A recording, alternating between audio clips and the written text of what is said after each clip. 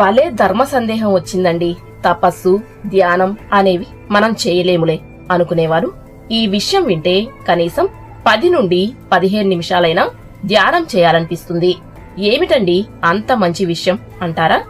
ధ్యానం వలన మనకు ఏ ఒత్తిడి ఉన్నా, ఆందోళన ఉన్నా మనస్సు ప్రశాంతంగా అవుతుందని, చలించే మనస్సును కట్టిపెట్టి ఏకాగ్రత కుదురుతుందని, తలనొప్పి, అలసట మొదలైనవి, ముఖ్యంగా మైగ్రేన్ అనే భరించలేని తలనొప్పి ఏ బాంలు, జెండు బాం, శాస్త్రి బాం, అమృతాంజన్ లాంటివి కూడా తగ్గించలేని తలనొప్పులు పోతాయి.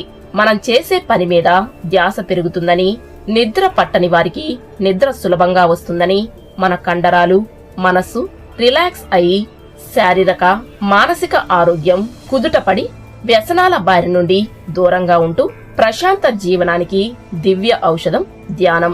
విద్యార్థులకు మంచి ర్యాంకులు, మంచి మార్కులు రావడానికి కూడా ధ్యానం ఎంతో అవసరమని శాస్త్రీయంగా నిరూపించబడినది. ఇంకెందుకు మరి ఆలస్యం, ఈ రోజే ధ్యానంలో కూర్చుందామా?